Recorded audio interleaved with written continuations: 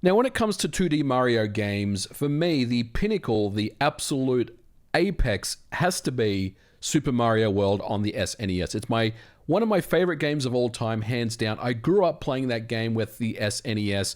I bought an SNES and Super Mario World specifically just to play that game.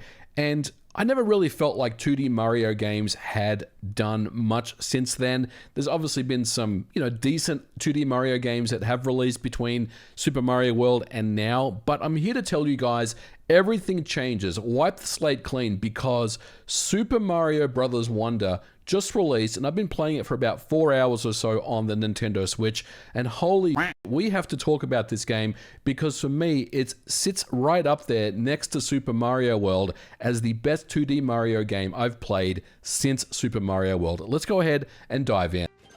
Every Mario game that has come out has some interesting new take on the genre, and for me, in Mario Wonder, the concern was it may have looked too similar to New Super Mario Bros. U Deluxe, which I gotta be honest about, I didn't really care for, but my concerns were wiped away literally seconds as I started playing. The aptly named Mario Wonder is just that. The first thing you'll notice is just how colorful and alive the world is. It absolutely pops with some of the best use of color that I've ever seen. And if you have an OLED Switch, you're gonna be in for a real treat. Its backgrounds aren't just there for the visuals either. In some stages, you can actually interact with them by warp piping into different parts of the background. And there are other examples of this as you play through the game. Now, it's not going to be long before Elephant Mario is introduced into the game. Now, while you take the form of Elephant Mario, you're transformed into this huge elephant, and you can basically run around, attack and defeat enemies like Goombas by swinging your trunk at them. Very similar to, what Raccoon Mario did with his tail. You can also, smash through blocks from either below or even on the side. You can even hold water in your trunk and spray it on flowers. You can use it to spray enemies with as well. Now, the other really cool thing I love about Elephant Mario is that it's very subtle, but the music actually changes. It gets very kind of bassy with lots of trumpets, and it's really, really cool to kind of notice this as you play through the game. Now, there was some talk leading up to the release of Mario Wonder if there were actually any other Mario transformations that were in the game. Now, you do get what is known as Drill Mario, where Mario puts a drill on his head, and I'm going to come back to that because that is something that is very reminiscent of another game that I've played that I really love called Mr. Driller, and I want to talk about that. And there's also Bubble Mario, which can blow bubbles and trap enemies in, and if you've ever played Bubble Bobble back in the day, then you'll be very familiar with this particular mechanic. Now, it's the use of color, visual effects, and the character animations that are just so damn good, and even the smallest things that are done can really show the absolute polish that the game has. And my particular favorite is when Elephant Mario enters a warp pipe trying to squeeze into it. It's such a neat touch, and it didn't have to be done, but it just really shows the love and care of attention that you can expect with this game. Now, one really cool effect that brought me back to the old Mode 7 days of the SNES is this particular section here. It's a little bit later in the game, but notice the background rotations here. This has got Mode 7 SNES nostalgia all over. At least for me, that was how I felt when I experienced this particular level, and it just made me smile. It was so really, really awesome.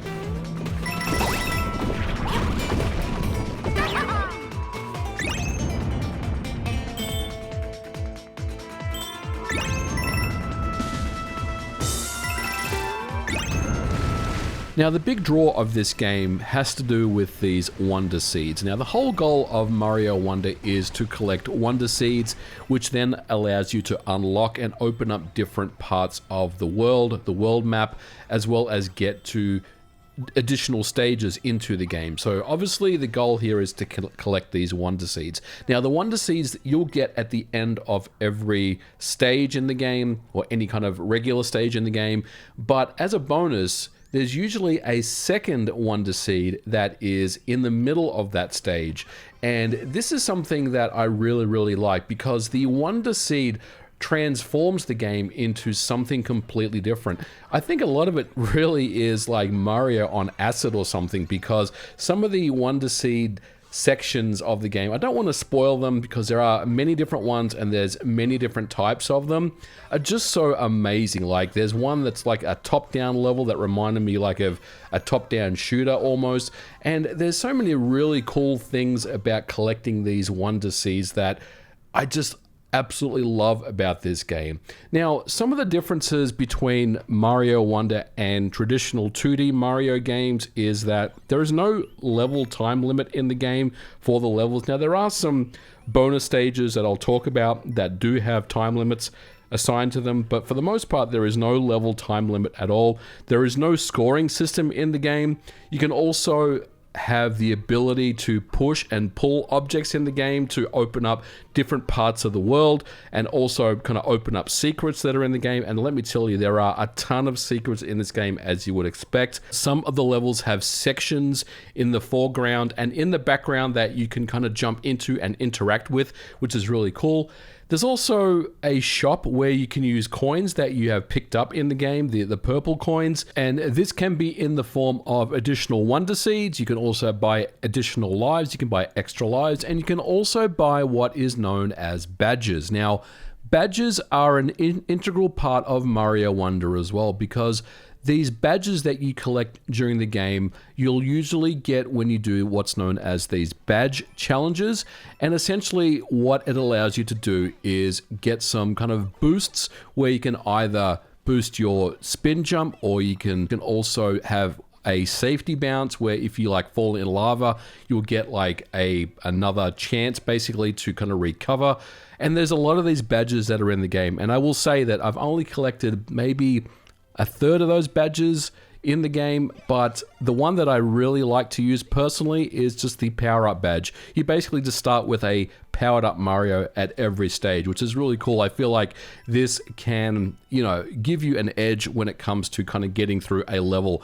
But the other thing I want to talk about with the badges is some of the levels that you'll encounter have, all of them are rated with a particular star rating. And obviously the higher the star rating, the more difficult that particular stage is to clear.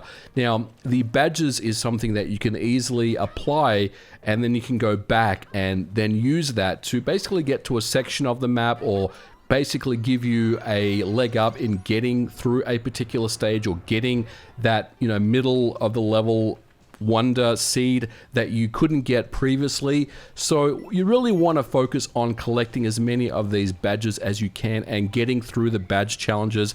And I will say, some of these badge challenges and some of these like smaller challenge stages can get very, very difficult. Some of the 5-star ones that I've tried are very difficult, and it's going to be something where people are going to spend a lot of time trying to 100% complete through this game.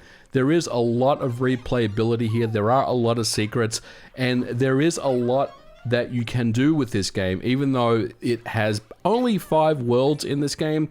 And that is something that if you did want to play through Mario Wonder, you could probably get through the game pretty quickly without, 100% completing the game.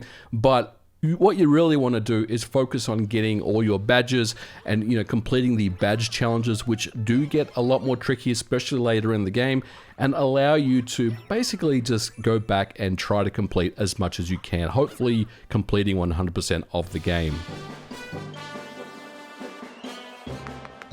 Now, I do have a couple of criticisms and nitpicks about the game. These are very, very minor, but I guess the first one is that the music in this game, while it is good, it's not really memorable. Like, I'm thinking about Super Mario Bros. Wonder right now, and I'm thinking about the amazing stages that I've played in the game, but I can't really, hum the music right now. It's not really that, memorable to me. So I think that is a bit of a miss, especially when you compare it to something like Yoshi's Island or Super Mario World on the SNES. They both have iconic soundtracks. Now, the second thing that I do want to talk about is the length of this game. It doesn't appear to be a very big game. I'm about 5 hours in, and as you can see on this map, I'm getting pretty close to kind of beating this game at this point.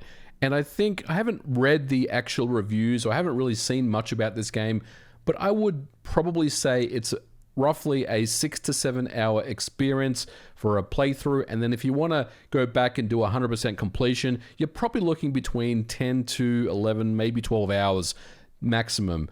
I do wish that Nintendo did add one more world in this game and just make it a little bit larger, but overall what we have here is still fantastic. Now, the particular moment in the game that really just made me think, wow, this game is one of the best I've played in a long time, was where I basically was chasing a Wonder Seed in the middle of a stage, and I had the drill hat on, and then the game all of a sudden transformed into this mini game of Mr. Driller.